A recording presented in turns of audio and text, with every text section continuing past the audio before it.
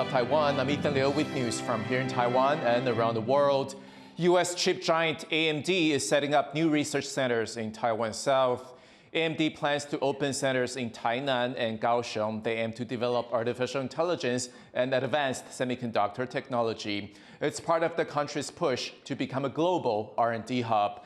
AMD plans to invest over $1.5 billion in the new research facilities and will hire talent from local universities. Taiwan's cabinet has approved plans to spend a record amount of over $98 billion next year. Most of the spending will go towards social welfare projects, followed by education, science, and culture. The third largest category is economic development, which includes roadworks and pedestrian safety projects. Waterworks spending is also expected to rise after heavy flooding from Typhoon Kami.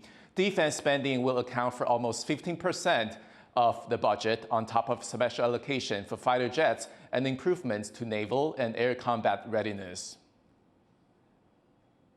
A Little League baseball team from Taoyuan has advanced to the World Series finals being held in the U.S. The Guishan Elementary School team defeated Japan 3-1 in the semifinals on Wednesday, securing their fourth consecutive victory in the series. They had previously beaten Canada, Australia, and Cuba. Their next match will take place on August 25th, U.S. time. One of the world's most prestigious film festivals has returned to Taiwan. Reporter Sandy Chi went to Sundance to witness the Short Film Awards.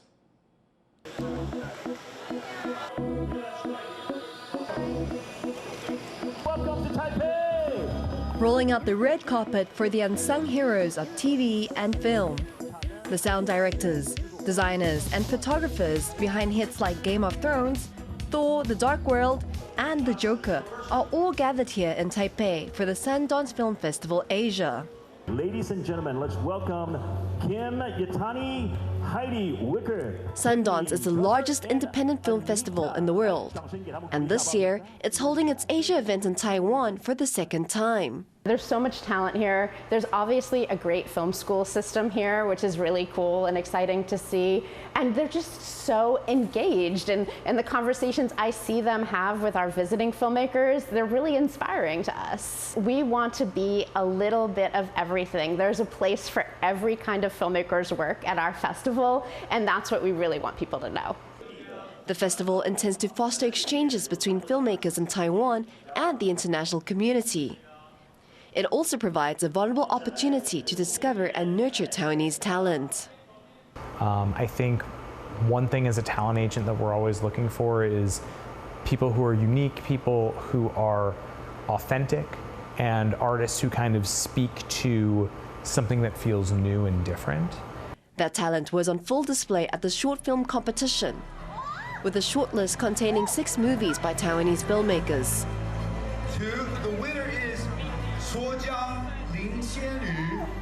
Among them was 32-year-old Lin Qianyu, whose film Suojiang, about a locksmith, won the prestigious Best Short Film Award.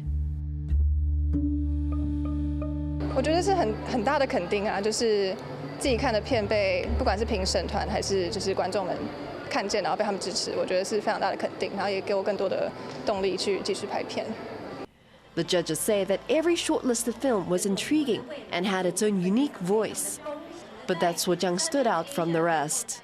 I really love, how she plays with the genres. Like she combines, I would say, realism and then fantasy, and also psychological thrillers together in a very vague and an organic way. I really love the way that she, do the soundings and also editing. Everything is just interesting and organic, I would say. The short film portion of the event is finished, but Sundance is just getting started. As this festival short film competition comes to an end, the event shifts to higher gear with an expanded lineup of screenings, intensive panels, and also insightful workshops. We love being here to learn about filmmakers, but also for filmmakers to learn about us, and that's the best version of this festival experience. And with event organizers bringing Sundance back to Taiwan, it's clear they see the country and its filmmaking talent as a crucial part of that best version. Chris Ma, Patrick Chen, Yu Shen Lai, and Sandy Chi for TaiwanPlus. Award-winning sound editor Skip Leafzy is hoping his workshop at Sundance inspires a new generation of Taiwanese filmmakers. Make film, learn by doing. To me, film is like a craft, like making a table or a chair or a ceramic, or writing, and the best way to learn is to do. Leafzy is known for his work on blockbusters like Gravity and No Country for Old Men. He and Taiwanese sound designer Du Zhi hosted a workshop at this year's festival. Du is famous in Taiwan for introducing live recording, synchronized sound, and Dolby encoding techniques to local cinema. Amid a worsening economic crisis and a surge in street crime, a community center in Pakistan's biggest city is offering young people a glimmer of hope. Jonathan Kaplan takes a closer look at Karachi's House of Love. Karachi, a megacity of 20 million people. It's Pakistan's largest city and the economic center of a country in crisis. The past few years have been hard on Pakistan. 2022 was especially devastating. The country was hit with a political crisis. Oil and gas prices soared after Russia's invasion of Ukraine. Inflation was spiraling out of control. And then came the floods. The summer monsoons dumped twice their normal rainfall, submerging a third of the country and driving millions of farmers and rural residents to the cities in search of work. And with that desperation came a surge in crime, trapping the city's younger generation in the middle. Against this backdrop, in the tough Karachi neighborhood of Liari, there's Mehergar, the House of Love, a place of music, art, and discussion.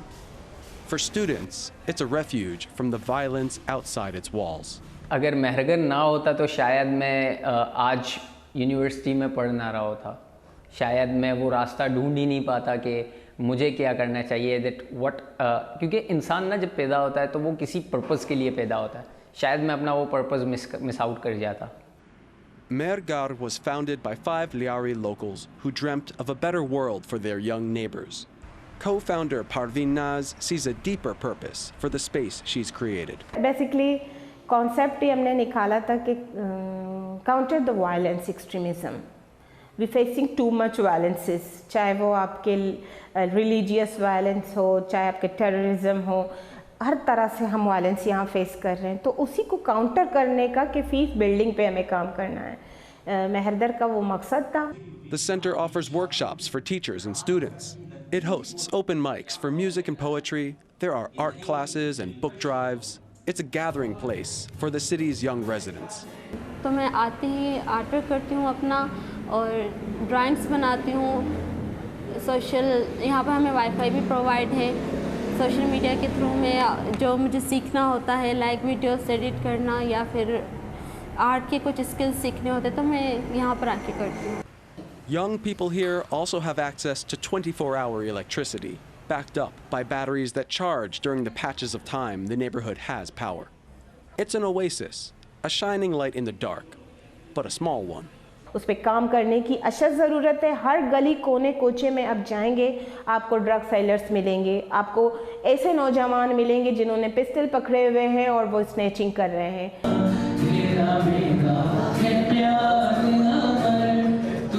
There are no easy answers to Pakistan's woes or the long wave of violence that has its citizens on edge. But for the young people of Karachi's Liari neighborhood, at least there is still a place for hope. James Lin and Jonathan Kaplan for TaiwanPlus. Thank you for watching What's Up Taiwan. You can visit the TaiwanPlus website and follow our social media for more stories from Taiwan and around the world. Finally, get ready to welcome Berlin Zoo's newest resident. 2 panda cubs' mother, Mong Mong, is due to give birth at the end of the month. I'm Ethan. Take care, and I'll see you next time.